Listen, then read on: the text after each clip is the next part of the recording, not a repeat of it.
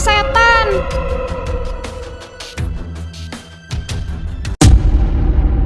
Hah, Bang Solihin? Solihin?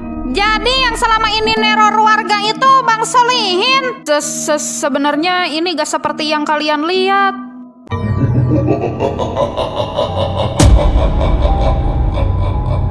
Cepat bicara kamu Solihin, kenapa kamu melakukan semua ini? Saya sudah kumpulkan semua warga untuk mendengar pengakuan kamu. Halah, udah Pak RT, kita bawa ke kantor polisi aja sekarang. Dia udah benar-benar keterlaluan. Iya benar itu Pak RT, anak saya sampai syok masuk rumah sakit gara-gara diteror tiap malam sama dia. Padahal keluarga saya kagak punya utang sama dia. Emang genit aja kayaknya si Solihin pengen ngintipin anak gadis saya. Iya Pak RT, kita laporin aja sekarang. Dia udah bikin keresahan di kampung kita. Ini keterlaluan Pak, masih untung kagak kita gebukin. Harap sabar ya bapak-bapak, ibu-ibu. Lebih baik kita dengerin dulu penjelasan Bang Solihin. Kenapa dia melakukan hal seperti ini di kampung kita. Jangan terbawa emosi dulu ya. Bapak Uut kagak ngerasain sih gimana rasanya diteror sama dia tiap malam. Anak saya sampai masuk rumah sakit Pak gara-gara ketakutan. Kata siapa saya gak ikutan diteror? Tiap malam anak saya yang perempuan didatengin sama dia, diintip lewat jendela kamarnya. Anak saya juga sampai ketakutan, gak berani tidur sendirian lagi. Dia bukan cuma anak ibu yang diteror. Udah ya ibu-ibu, bapak-bapak, intinya kita semua korban di sini. Gak ada yang gak diteror sama Bang Solihin. Semua rumah dia datengin, bukan yang punya utang doang. Anak-anak yang lagi rapat buat acara Agustusan aja didatengin sama dia, apalagi kita yang ada di rumah. Ayo Solihin ngomong sekarang. Warga udah mulai emosi sama kamu. Ini juga udah tengah malam, kamu gak bisa diem aja. Kalau kamu gak mau dibawa ke kantor polisi, kamu harus bicara sekarang. Kenapa kamu melakukan semua ini? Pak RT sebentar Pak, kita tunggu ibunya Bang Solihin dulu. Gimana pun juga istrinya almarhum Pak Yanto harus tahu tentang kelakuan anaknya ini. Sekarang dia lagi dijemput sama si Kevin si Dugang.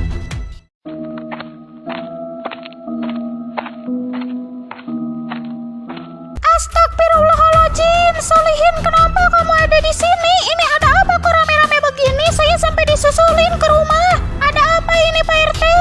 Jadi begini Bu, semenjak suami ibu meninggal di kampung ini ada teror pocong. Semua warga ketakutan Bu, karena pocong itu mirip sekali dengan Pak Yanto, almarhum suami ibu. Pocong suami ibu gentayangan di kampung kita karena masih banyak warga yang punya utang sama beliau. Hampir setiap rumah didatengin sama pocong Pak Yanto Bu. Dan akhirnya malam ini semuanya terungkap. Ternyata yang selama ini meneror warga itu bukan arwah suami ibu, tapi ini perbuatan Solihin anak ibu. Selama ini dia berpura-pura jadi pocong untuk menakut-nakuti warga supaya membayar utang mereka ke keluarga ibu. Ini bukan hal sepele Bu, Solihin menyebabkan keresahan di kampung kita. Makanya saya panggil semua warga ke sini untuk mendengar pengakuan Solihin.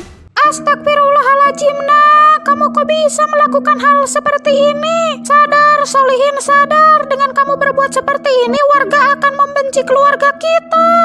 Maafin aku Bu, aku terpaksa melakukan ini. Ibu nggak butuh permintaan maaf kamu Solihin. Kamu harusnya minta maaf sama warga kampung sini. Aku melakukan ini bukan tanpa alasan Bu. Aku sakit hati dengar omongan ibu-ibu kampung sini. Sehari setelah ayah meninggal, aku dengar ibu-ibu sini bilang kalau mereka bersyukur Pak Yanto meninggal karena mereka nggak perlu repot-repot bayar utangnya. Padahal utang mereka masih banyak Bu.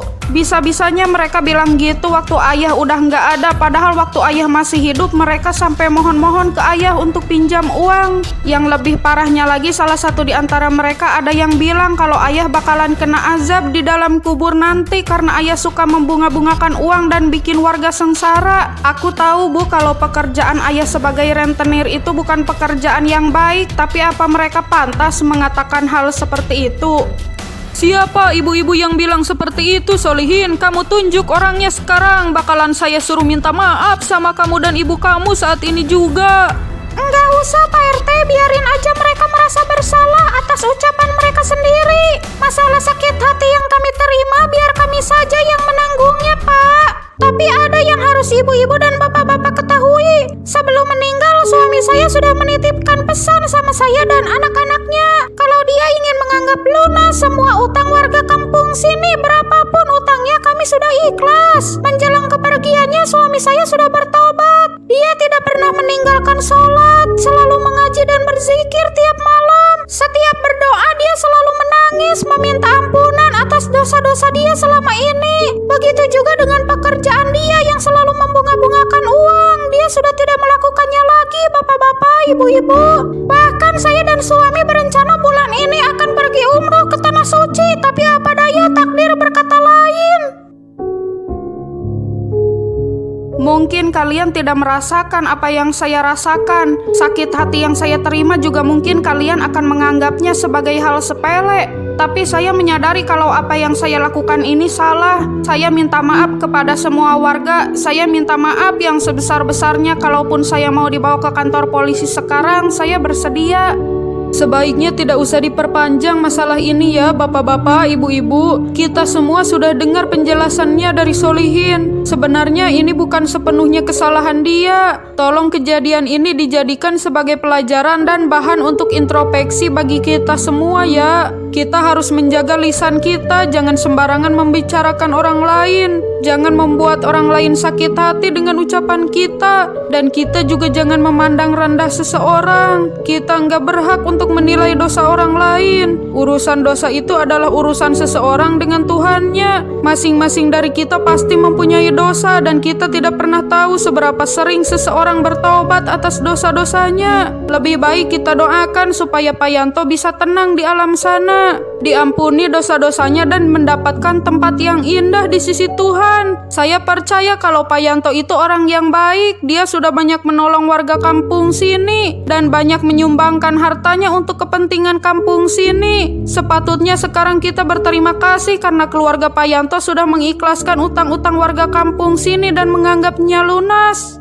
Benar itu bapak-bapak, ibu-ibu, sebaiknya kita memaafkan kesalahan Solihin. Jangan diperpanjang dan jangan dilaporkan juga. Bagaimanapun Solihin sekarang menjadi tulang punggung keluarga setelah Pak Yanto meninggal. Dia yang menghidupi keluarganya. Adik-adik Solihin masih kecil, dia harus bekerja untuk ibu dan adik-adiknya. Kalau kita laporkan dia ke polisi dan dia ditahan, lalu siapa yang akan menghidupi keluarganya nanti? Benar sekali yang dikatakan bapaknya Uut. Saya yakin semua warga sudah sepakat. Sebaiknya kita pulang sekarang karena ini udah larut malam. Untuk Solihin, apa ada yang mau dibicarakan lagi atau sudah cukup? Sebentar Pak, ada yang mau saya bicarakan. Karena kemarin ada beberapa warga yang melunasi utangnya sama saya, jadi saya mau kembalikan uangnya sama mereka besok. Sebagaimana pesan dari almarhum ayah saya kalau beliau udah menganggap lunas semua utang warga kampung sini. Hai Jamal, sorry ganggu bentar nih. Waktu itu lu datang ke rumah gua buat lunasin utangnya si Dewi kan yang 10 juta itu. Ini gua balikin duitnya. Nggak gua pakai sama sekali kok, duitnya masih utuh. Tapi kalau lu mau hitung dulu silakan. Loh, gak apa-apa bang, gua percaya kok sama abang. Makasih ya bang udah dibalikin duitnya. Padahal gak dibalikin juga gak apa-apa kok.